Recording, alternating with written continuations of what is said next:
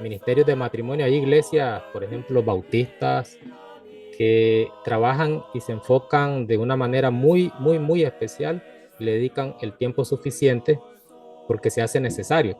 En las iglesias de Cristo, no sé si todos ustedes pertenecen a las iglesias de Cristo, esto no es muy frecuente.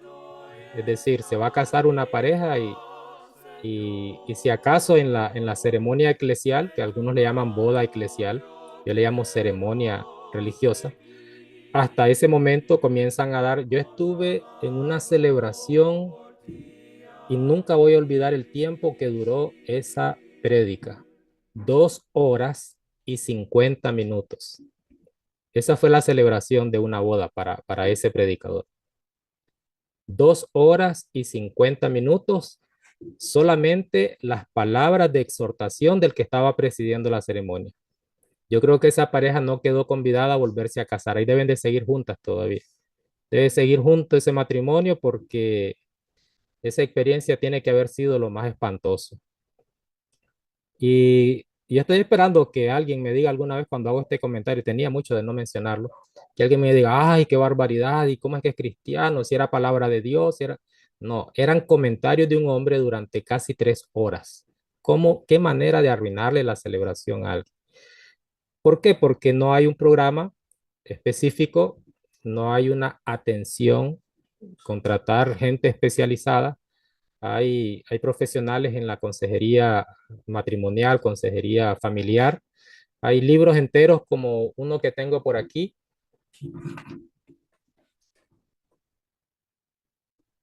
Este libro es de cuando yo era chavalo. Enciclopedia de problemas familiares con el doctor James Dobson. ¿Qué tal, qué tal leer este libro en una serie de estudios sabatinos? Los casos que aparecen en esta enciclopedia son de ayer, hoy, mañana y de toda la vida. Estoy atendiendo la última pregunta, la pregunta número 10. ¿Qué hace este tema en una escuela para servidores? En una escuela para servidores, este tema, según yo, es esencial. Algunos de ustedes contestaron esa pregunta última y dijeron, bueno, porque es importante, ¿verdad? El hogar. Otros dijeron, bueno, ahí tengo la respuesta. Los problemas que se vieron desde que yo me acuerdo que estoy en la iglesia van desde predicadores que se casan hasta 3 veces, eh, pleitos, escándalos a nivel nacional de un predicador contra otro. Hay uno que lo persiguió durante años aquí en Nicaragua. La situación era que, bueno, un predicador se estaba separando de su esposa, se casó por segunda vez, no acusó a su esposa de adulterio, de infidelidad, y cuando en nuestra mente, en nuestro ambiente, está la acusación de infidelidad, todo el mundo se siente tranquilo. O sea, como es infidelidad, no hay problema. Se casa una segunda vez, ningún problema, todo tranquilo, todo bien. En este caso, un predicador le hizo la vida cuadritos al otro, escándalo a nivel nacional, persecución como si fuera la Santa Inquisición. Y fue algo terrible, algo lamentable. Y el que le dio la persecución a otro predicador, yo le conocí una mujer que tenía allá al lado de Chichigalpa. Parece que el inquisidor no permitía que el otro hiciera lo mismo que él. ¿Qué les parece? Vuelvo a preguntar, o sea, vuelvo a la pregunta número 10. ¿Ustedes la recuerdan? ¿Qué hace este tema en escuela bíblica para siervos? ¿Qué creen ustedes que hace este tema aquí? Hay unos pasajes en el Nuevo Testamento, se los voy a mencionar, tal vez no es necesario que lo lean, tal vez me creen que, por ejemplo, en Filemón, en los primeros 2 versículos de Filemón, la carta chiquitita, ¿verdad? Ya les digo, Selvin, que por eso está de último, porque es la más chiquitita. Dice que Pablo le está escribiendo al amado Filemón. O sea, Pablo con Timoteo le escribe a Filemón y a la iglesia que está en la casa de Filemón. ¿Dónde se reunían las iglesias en el primer siglo? ¿Dónde se reunía la iglesia en esos primeros años de cristianismo? En la casa. En la casa de Filemón había una iglesia. ¿Dónde había otra iglesia? Allá en Colosenses, en el capítulo 4, dice que mandando saludos, Pablo, como acostumbraba a despedirse de las personas que conocía, él era bastante cariñoso, pero no con todo el mundo parece, porque algunos lo acusaban de ser muy grotesco, así como algunos estudiantes acusan a algunos maestros de muy ásperos. Colosenses, al final, cuando se está despidiendo, dice, saludos a la iglesia que está en la Odisea. También saludos a Ninfa y a la iglesia que está en su casa.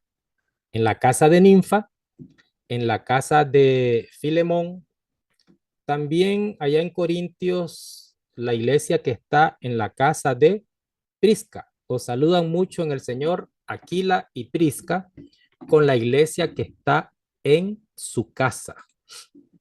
Creo que vieron en Hechos que los primeros cristianos, incluso apóstoles, seguían yendo al templo, pero no para adorar con la cena del Señor dentro del templo, a sacar los instrumentos a un lado, cantar sin ellos. No, era su tradición judía. Es que cuando uno dice tradición, a veces nos malinterpretan y dicen, y es que en la iglesia se siguen tradiciones. Es que cuando decimos tradición es la idiosincrasia de un pueblo, es decir, las actividades culturales, nacionales, las actividades rutinarias que nada tienen que ver con religión. Entonces, en ese sentido, pues seguían yendo al templo, pero la comunión, dice en Hechos capítulo 2, versículos del 42 en adelante, partían el pan cada día en sus casas. Mire que no dice cada primer día de la semana. Y tampoco en Hechos 27 dice que cada primer día de la semana se tiene que hacer esa actividad.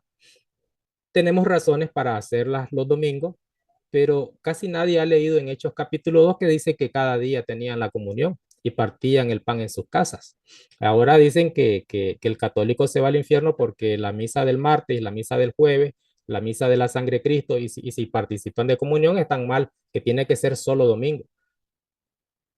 Lo que voy, para no salirme del tema, porque ya me estoy saliendo y ustedes me dejan salirme, es que en los hogares, en las casas, con familias, es a lo que se le conocía como iglesia. Ahora quiero combinar la pregunta número 10 con la pregunta número 1. La, la familia o el hogar cristiano es el núcleo de la iglesia. Es que para el Señor, una familia, un hogar, es una iglesia. Y la Biblia eso me enseña. A mí me importa poco que otros minimicen este asunto porque se hace muy popular también que, que los líderes, los ministros, los servidores eh, no trabajan con las familias, no trabajan con las casas. Yo he mencionado, creo, bueno, no a ustedes, en la clase sobre evangelización, yo les decía, conocí a ministros aquí en Nicaragua, eso sí los puedo mencionar, aquellos que peleaban por quién era el mejor adúltero de los dos, acusando al otro como que el uno fuera santo. Eh, pero a estos sí los puedo mencionar, Antolín Alvarado, Guillermo Valle, gente que yo era un niño y me le pegaba a esos viejos porque literalmente ya ellos eran bastante mayores, ya tenían más edad que la que yo tengo ahora y yo era un chavalito. Y la familia de mi mamá, la familia de mi mamá, si sumamos a la familia de mi papá, somos aproximadamente, o éramos, hace 4 o 5 años saqué la cuenta, éramos más de 80 miembros de la familia pertenecían a la iglesia o pertenecen a la iglesia del Señor. Ahora han nacido nietos, han nacido sobrinos, primos míos, se mantienen algunos tíos, otros ya han fallecido, pero yo les aseguro que fácil, fácil ya andamos por más de 100. Guillermo Valle se dedicó a mi familia. Antolín Alvarado, perdón, a mi familia por parte de mamá y Antolín a mi familia por parte de papá, por parte de papá. Esto, esto trae unos resultados que solamente el que los experimenta, el que los ha vivido, pues los puede ver, valorar y hasta disfrutar. Y últimamente, recientemente, yo he, no por la clase que me tocaba, sino esto ya tiene día, ya tiene tiempo. Les voy a decir algo y no voy a eliminar esto del video. En la iglesia donde nos estamos reuniendo, mi esposa y yo decidimos no ir a los cultos de oración. Ya no estamos yendo. Eh, en los martes, se los cuento. ¿Por qué? ¿Por qué? He aprendido y hay cosas buenas que aprendo. No solo las malas que me ven, también hay cosas buenas que he aprendido.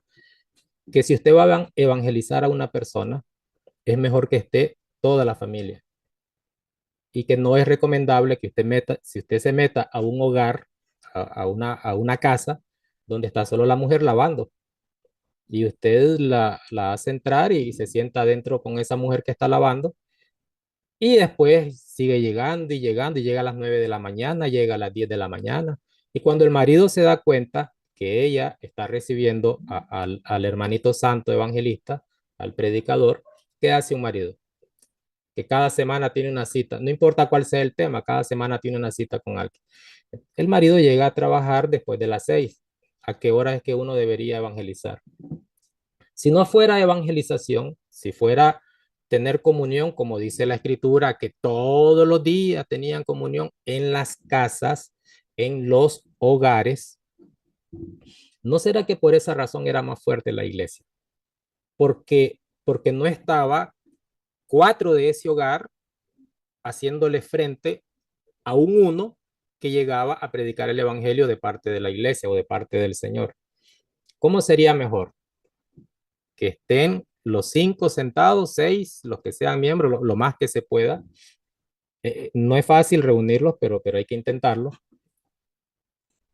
Eh, entonces, no es chiste, no es broma, ya no estamos yendo al culto de oración.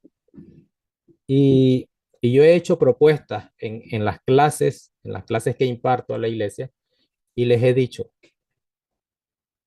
el Señor Jesús llegaba a sentarse a comer con Marta, con María y Lázaro.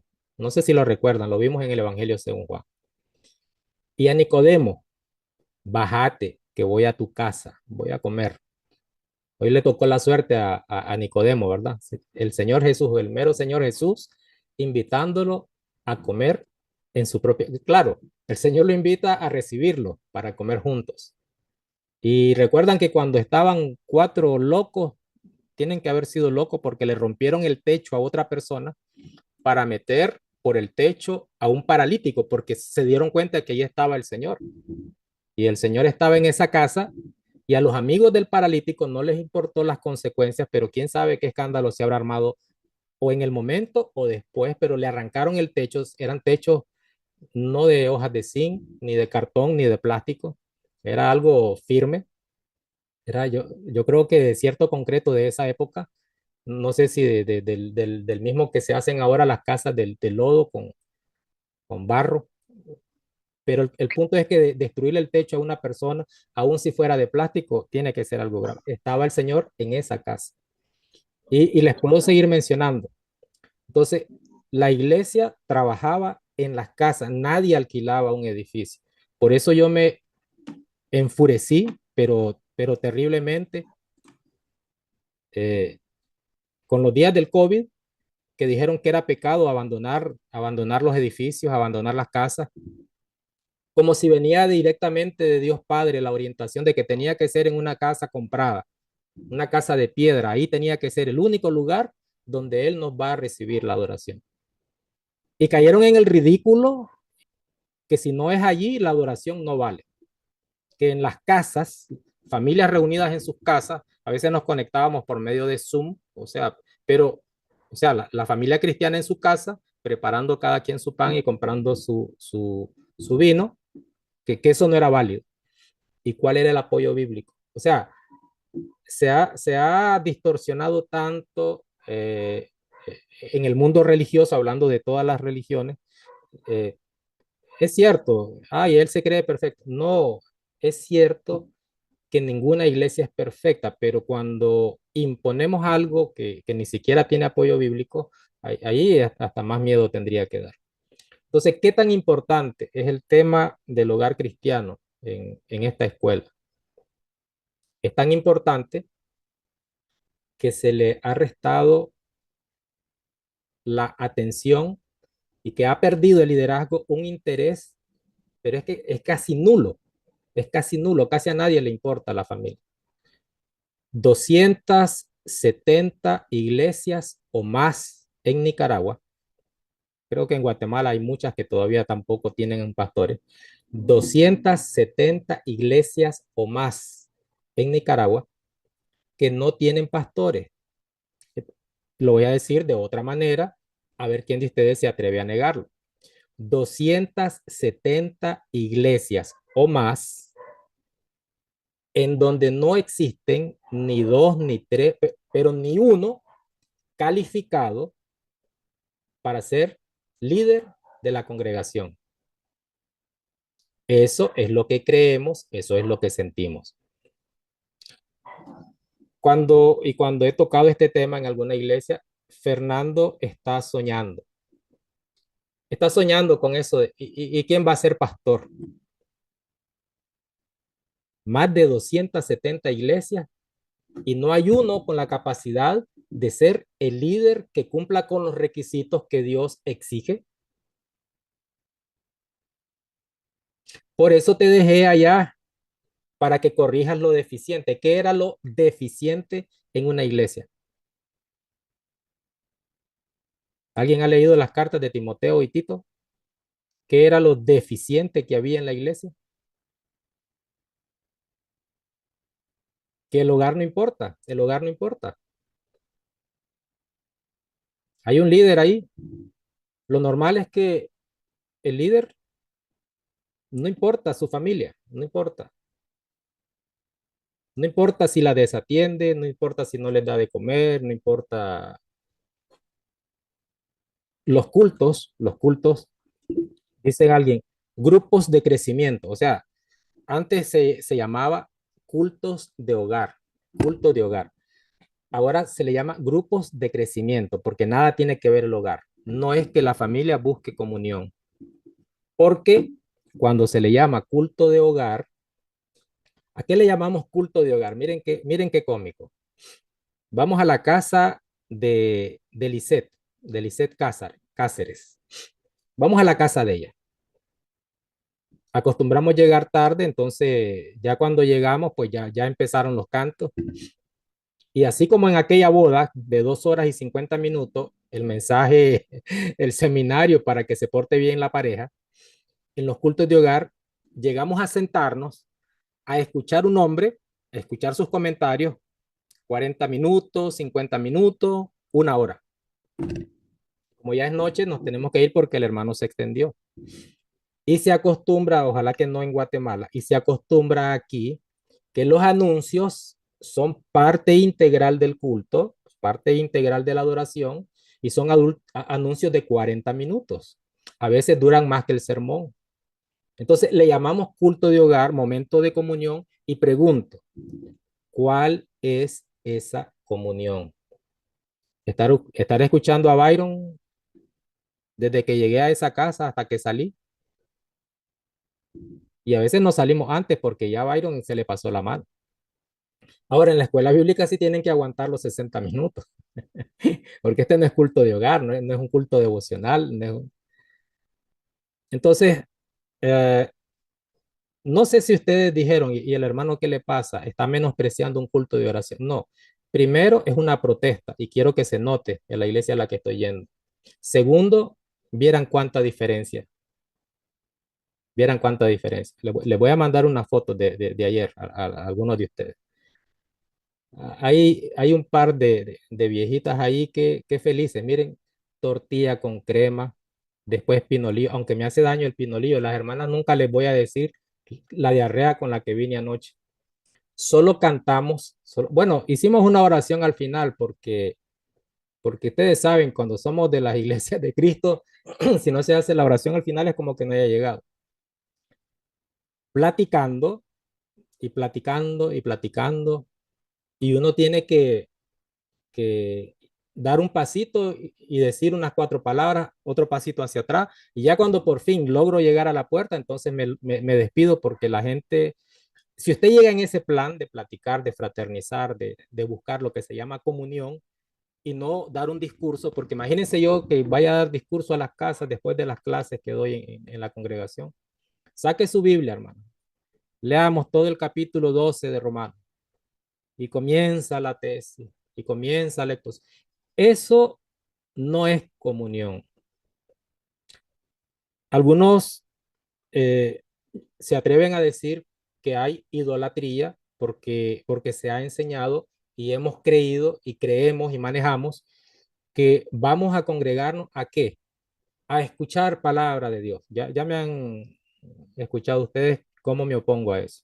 En primer lugar, palabra de Dios se encuentra en la Biblia y no toda la Biblia es palabra de Dios. En segundo lugar, la podría leer en mi casa si fuera ese el propósito de mi viaje a ese lugar.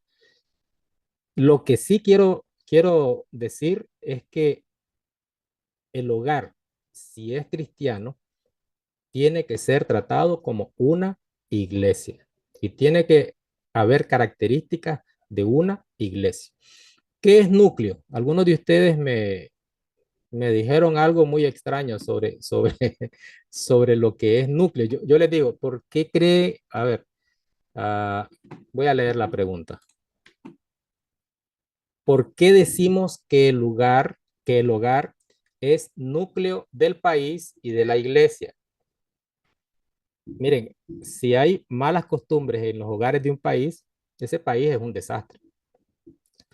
Eh, no vamos a mencionarlo, pero ustedes pueden conocer a una persona de qué país es cuando usted ve las costumbres o las actitudes que tiene, si lo conoce en su casa. Cuando, por ejemplo, cuando estamos en un lugar, tal vez hay un congreso que se hace donde varios países participan. Usted los escucha hablar, usted ve algunas actitudes, algunos comportamientos a la hora de comer, a la hora de saludar, a la hora de reunirnos en su casa y usted saca cuenta de qué país es. Ese país donde, por ejemplo, Nicaragua, para los hermanos guatemaltecos, sí o no que si unos hermanos están de pleitistas, ustedes suponen que son de Nicaragua, sí o no. ¿Cuál es la fama del nicaragüense? Ni entre ellos se quieren, me decían en Honduras. Ahí estaban los estudiantes en Honduras peleando entre ellos. Hay un pleito, no sé, de una discusión, pues tampoco es que había boxeo o lucha libre. Hay un pleito por ahí, un alboroto, eran dos nicaragüenses. Y no importa, puede ser en el lugar donde estaban los matrimonios o contra uno de los que estaba ahí de la sección de los solteros. Si era pleito, eran nicaragüenses. ¿Qué les parece? El hogar, la casa, la familia es el núcleo de un país, es la parte más importante. Así como somos en la casa, así es el país. Dice que el núcleo es el punto central de algo material o inmaterial. Algunos contestaron eso porque esto lo dice la RAE. Es el elemento primordial al que se van agregando otros para formar un todo. El hogar es igual. El núcleo es un elemento primordial al que otros se van agregando. Eso de que se van agregando es, para mí, mi mundo es el hogar. Es un grupo de personas que dentro de una organización o asociación determina el carácter común. Hay personas que se sienten fracasadas porque nadie los conoce. Y yo he hablado con mujeres, más de una, que sienten que su vida ha sido desperdiciada, se lamentan y les he dicho, mire la calidad de hijos que tiene. Tiene hijos cristianos ejemplares. Los que tiene son profesionales y tienen buen carácter, tienen un carácter cristiano. Ese es el mundo, ese es el mundo, esa es la iglesia. Usted quiere sentirse exitoso como servidor de Dios, ahí tiene la iglesia, en su casa está la iglesia. Usted quiere sentirse exitoso por llenar un estadio de 50,000 personas, ahí no necesita un cristiano. Haga 4 locuras, 4 disparates y usted sabe que hay circos de 40,000, 50,000 en un estadio. Y ni siquiera necesita ser un teólogo, un expositor. Basta con decir ridiculeces. Usted quiere ver a los exitosos en TikTok, en YouTube. Búsquenlos. ¿Quiénes son los que tienen más visitas? Las mujeres que salen en tanga, los hombres que dicen estupideces, pero de las más terribles, bromas tontas. Esos 2 millones de seguidores, 4 millones de seguidores. Y muchachas bailando cosas sin, o sea, 5 millones de seguidores. Predique usted el evangelio en TikTok, a ver cuántos seguidores va a tener. Entonces, ¿cuál es el éxito? Tener 5 millones de seguidores para ser reconocido, o sea, es alguien, me conocen 5 millones de seguidores. Y otro, mi familia, todos cristianos. Bueno, no estamos hablando de que no nos imiten que somos perfectos. Hice una pregunta por ahí también. ¿Cuál es la diferencia entre un hogar cristiano y un no cristiano? Increíble que alguien piense que en el hogar cristiano no hay pleito, no hay cualquier tipo de bandidencia que podamos cometer, cualquiera de nosotros. El marido, la esposa, el hijo, el hermano. No es esa la principal diferencia. Creo que esa es la pregunta número 2, sí, es la que sigue. La principal diferencia, algunos no vieron el video y contestaron y me dijeron que sí, que es muy diferente porque no hay problemas, porque ahí nadie se grita, porque quién sabe qué video Es, estaban viendo algunos de. es que van a procurar cumplir con lo que el Señor manda en sus hogares. O sea, Bueno, algo así es el video. ahora, si en el video está un concepto equivocado, lo siento mucho, pero tenían que contestar conforme a lo que dice el video. El hogar cristiano es diferente a otros hogares porque existe la intención de asumir cada uno la responsabilidad que Dios nos exige. Está esa intención y va a demostrarlo. No es solamente que lo va a decir, miren, yo tengo la intención de servir a Dios. No, no es solamente las palabras, pero esa es una de las principales diferencias. Voy a atender una de las preguntas, por ejemplo, Catherine. Voy a buscar su pregunta, que permítame. Todos están como oyentes, ni se preocupen los que no entregaron la tarea. No es que me dio por hablar y hablar. Como no hay teología, como no hay interpretación bíblica, imagínense yo dando clase ministerial. ¿Cómo ha llegado a este mundo, verdad? Veamos. Denme un tiempito que aquí tengo la pregunta de Catherine. Aunque la pueda hacer ella ahorita, ¿verdad? Los tengo silenciados, no creo que los tenga silenciados. Bueno, ahora. Es sobre Malaquías 2, por eso la estaba dejando. Madre mía, más de media hora ya. ¿Y qué tal si estuviera yo entusiasmado con este tema? Estamos en Malaquías 2, donde hice la pregunta. Según Dios, ¿cuánto tiempo debe permanecer unido el matrimonio? Les digo, cuando yo les hago una pregunta y les digo, agreguen el versículo, agreguen la cita bíblica, primero me dan la respuesta y después me dicen en qué versículo aparece o cuál es el que está ocupando usted como base. Si usted lo que hace es copiarme solamente el versículo, esa respuesta está mala. Yo no les dije copienme el versículo. ¿Oyeron? Ay, hermano, pero ahí está la respuesta. Sí, pero yo no sé si usted sabe la respuesta. Yo solo sé que usted me copió el versículo que apareció en el video. Mala, se los adelanto. Eh, es que ahí poníamos en la pregunta número 6, ¿por cuánto tiempo, según Dios, debe permanecer unido el matrimonio? Aquí es donde tenía que dedicar tiempo. Miren, lo dediqué a otra cosa, que esto es lo polémico. Entonces puse uno de los versículos, Malaquías 2:16. Dios odia el repudio. Y el otro versículo es Romanos 7:2. La mujer casada, una vez muerto el marido, se ve libre de la ley del marido.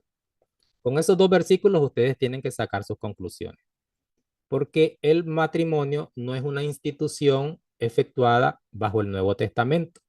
Por eso les pongo un texto de Malaquías y un texto de Romanos, o sea, Antiguo Testamento y Nuevo Testamento, porque la institución del matrimonio es antes de la ley de Moisés y antes del Nuevo Testamento.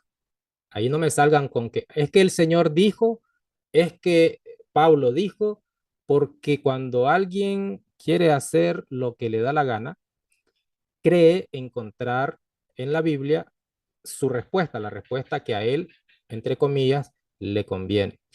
Entonces la pregunta de hermana a Catherine, ya le dimos la bienvenida. Para los que entraron después, Catherine está empezando hoy en la EBS, ella es de Guatemala. En el video tocan el punto de la vigencia del matrimonio. La duda de la hermana es, en el versículo 15 habla de no ser desleales con la mujer. ¿Esto se refiere a un adulterio? Sí, esto se refiere a un adulterio. En Malaquías, en todo el capítulo 2, de lo que se está hablando, a ver, Dios se dirige al sacerdocio israelita. Ahora pues, dice el versículo 1 o el 2, ahora pues, oh sacerdotes, para ustedes es este mandamiento. Si los sacerdotes no escuchaban y se arrepentían, Dios les dijo que iba a maldecir sus bendiciones. ¿Cuáles eran las bendiciones de los sacerdotes? Todo lo que le llevaban de las demás tribus. Se las iba a maldecir y les iba a hacer comer las cosas más feas, las partes más feas de los animales. O sea, el Señor era bien duro, era bien firme y principalmente en el aspecto de infidelidad. Ustedes saben lo que le pasaba al pueblo cada vez que el pueblo le era infiel a Dios. O sea, se metía, por ejemplo, israelitas se metían con mujeres que no eran, hombres se metían con mujeres que no eran de su pueblo.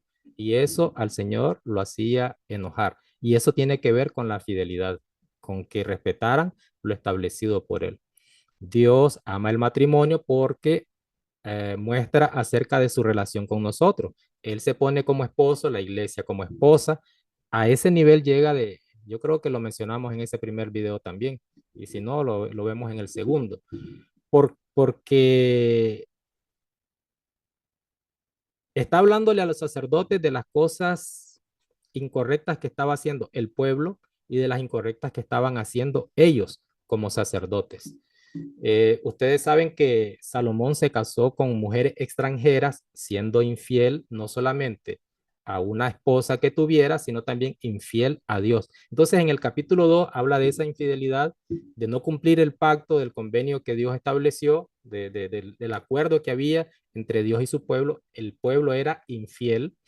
En primer libro de Reyes también, en el capítulo 11, es donde vemos eso de que Salomón, pues, hizo que se apartara su corazón del Señor. En Números capítulo 25 dice que Israel, el pueblo, se casó con mujeres de Moab y esto trajo maldición al pueblo. Allá en Primera de Corintios, el apóstol Pablo habla de que los creyentes no deben unirse con los incrédulos. No está hablando de exactamente infidelidad entre un hombre y una mujer, sino de no unirse el cristiano con un no cristiano, ni siquiera en sociedad para asuntos de negocio. Miren lo delicado que es el tema.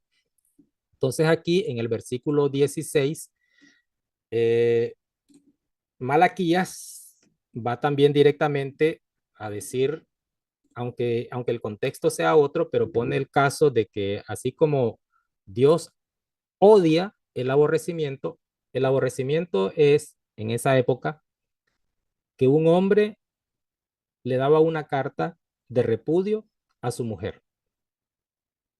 Ese era el repudio. O sea, que una carta de despedida, de nos vemos. Y voy a leer un texto que muchos hoy no lo consideran y que deberían irse a Deuteronomio capítulo 24, porque hoy se maneja, usted tiene derecho a manejar lo que su mente le diga, pero hoy se maneja, si una mujer me la pega, al día siguiente ya estoy libre de casarme con otra. No sé si es así o si no es así, pero no creo que Dios haya dicho eso. ¿Qué les parece? ¿Alguien ayúdenme, por favor? Cuando alguien tome una mujer y se case con ella, si después no le agrada por haber hallado en ella alguna cosa indecente, le escribirá una carta de divorcio. Se Gracias, la entregará personalmente. gracias. Ok. Estaba bromeando con eso de que cuando me aburriera, no me podés aburrir tan rápido, ¿vale? ¿Le pusieron atención a lo que dice allí? ¿Cuál era ese motivo de divorcio?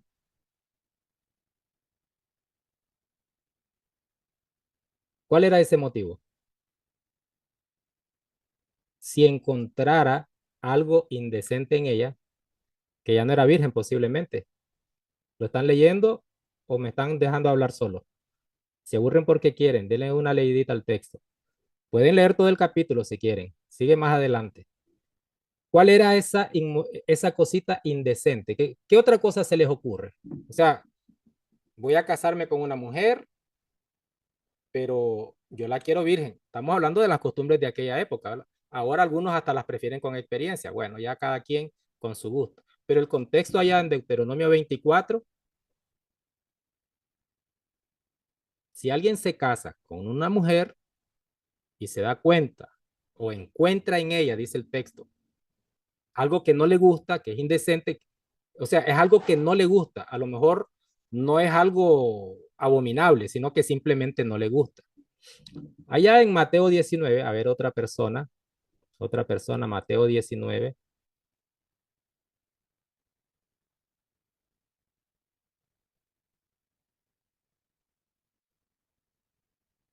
creo que es el versículo 7. Yo estoy de fresco y como que me lo supiera de memoria el texto, permítanme. Vean a ver si es el 7, Mateo 19, 7. Creo que todos tienen reactivado el micrófono.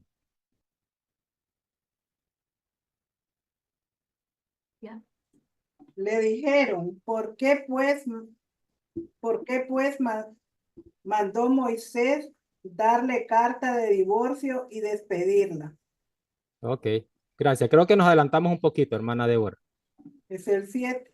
Sí, sí, permítame. No, no, que a lo mejor yo quería darle otro versículo. Ok.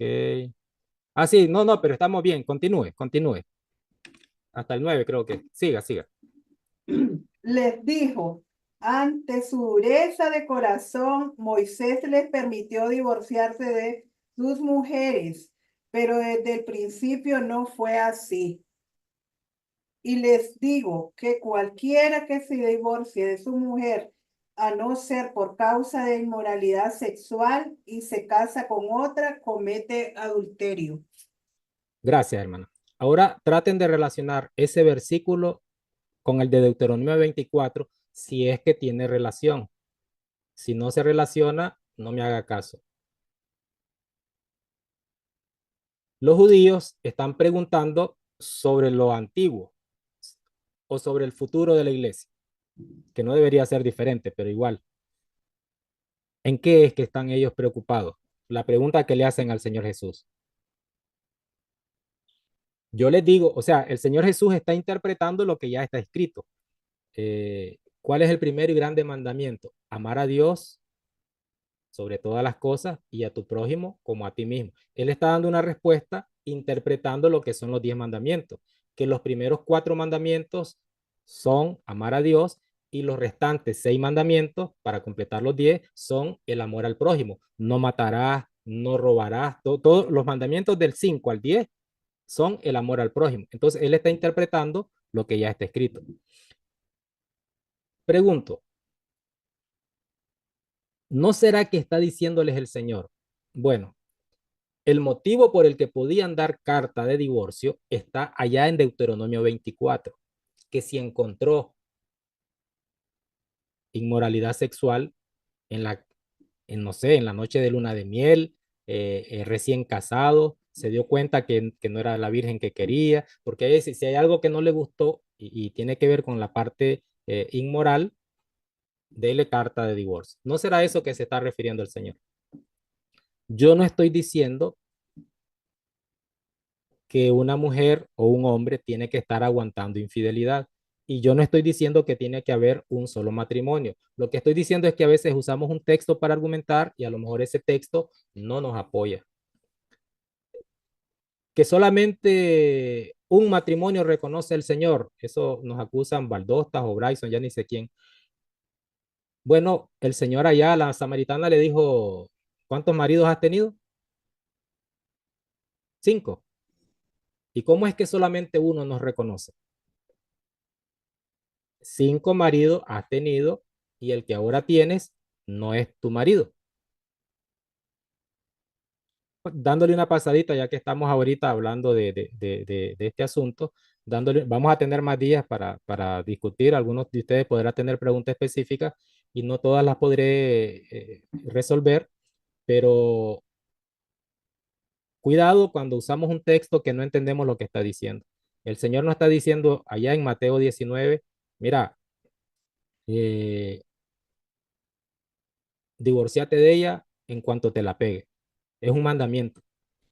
No tendría oportunidad de perdón si fuera mandamiento o si fuera establecido por la ley. Y aún así, en caso de que fuera, como lo dice allá en Deuteronomio 24, tampoco era mandamiento, porque dice ahí, si a él no le gusta, ¿entienden? Si a él no le gusta, no significa mandamiento. Si a él no le gusta lo que encontró en ella, esa parte de inmoralidad, si no está satisfecho, pues ni modo. Lo que parecía un matrimonio bonito no resultó, no funcionó. Pero algo que sí tiene que quedar claro, y ahí es donde las preguntas que hacen o que me han hecho en algunas iglesias, hermano, ¿y entonces me puedo divorciar o no? Lo que yo sé es que Dios une a una pareja y Fernando no va a dar el consejo de que se separen. Lo que Dios unió, no lo separe Fernando.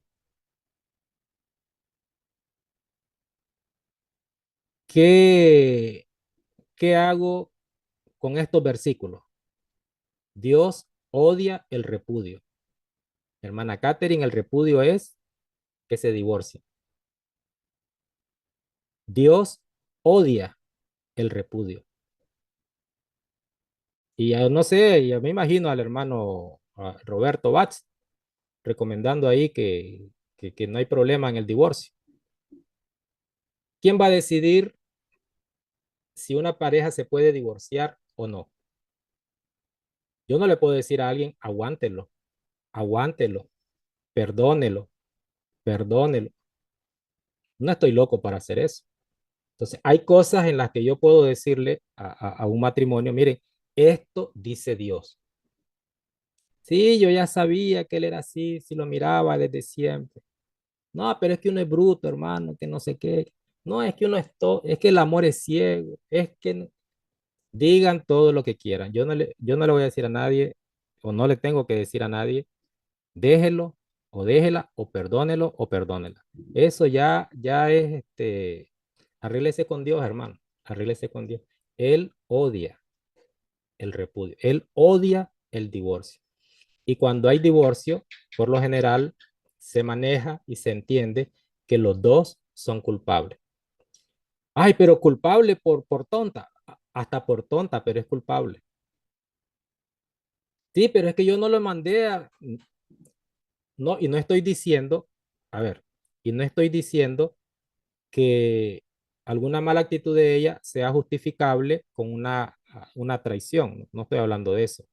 Estoy hablando de que nosotros tenemos que hacernos responsables por las personas que escogemos para vivir a nuestro lado.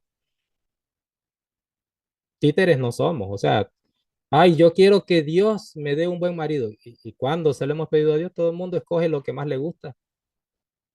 Y románticamente se maneja, ¿no? Que pídale a Dios el marido o pídale a Dios la mujer que va a vivir. Y quisiera saber quién es el que pide señales de que, a ver qué tan cristiana es. Que nos gusta, eso es todo. Entonces, culpable porque ya sabía lo que iba. O sea, lo conoció en una cantina, lo conoció en una cantina y después le quiere quitar la borrachera. ¿Cómo va a ser? Entonces, eh, ¿qué le dice usted a alguien pues, que cayó en infidelidad? Perdón, que su pareja cayó en infidelidad. ¿Qué le dice usted? ¿Perdonarlo o dejarlo? ¿Qué le dice usted?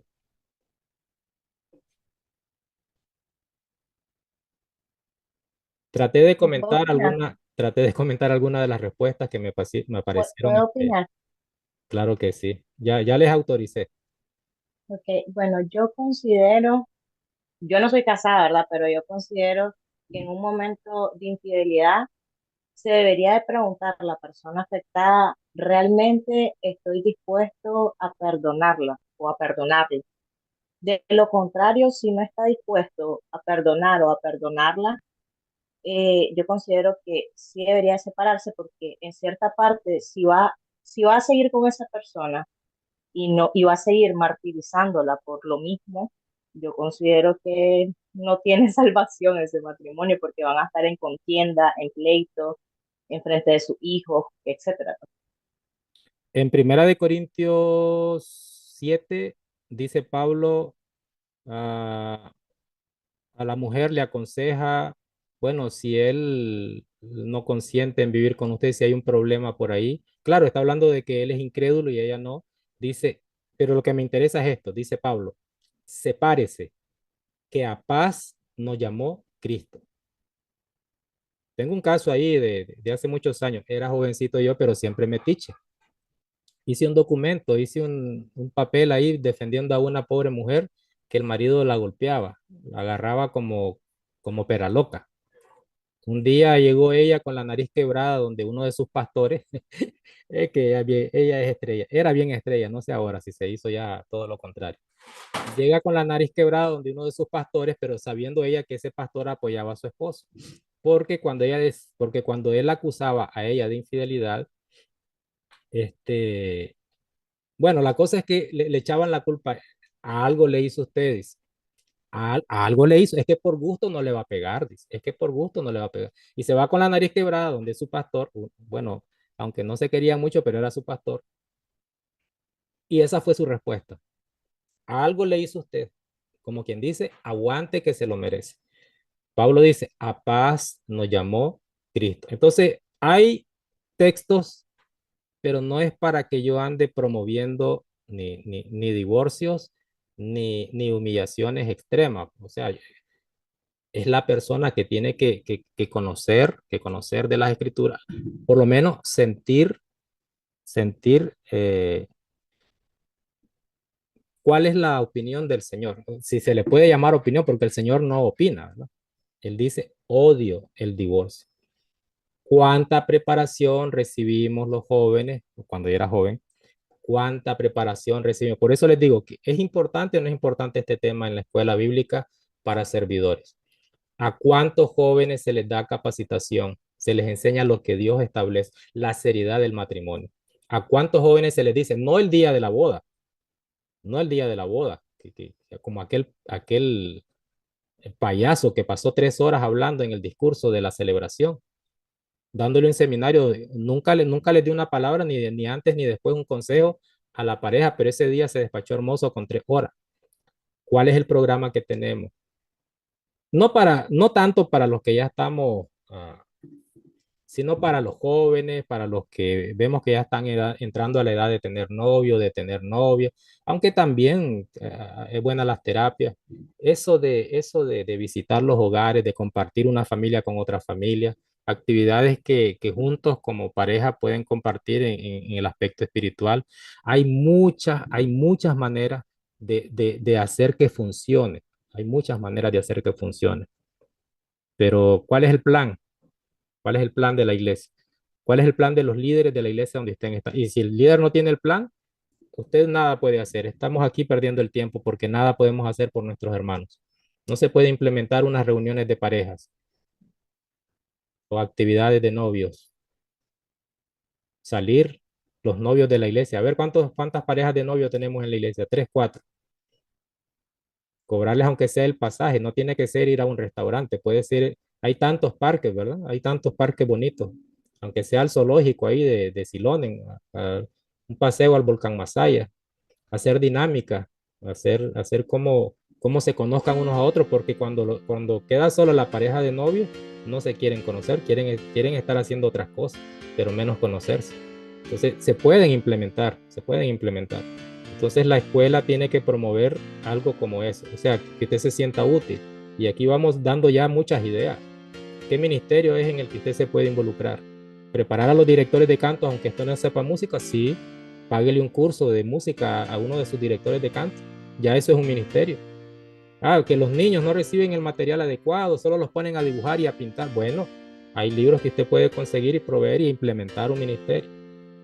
Los novios solo viven romanceando y nunca platican. Implemente algo ahí, algo diferente. Cultos de hogar, pero no cultos donde llega alguien solo a exponer y a escuchar como que fuéramos momia todos los demás, solo el que está hablando. Y después todos salimos en carrera porque ya no hay tiempo de nada más. No, un culto que no haya prédica.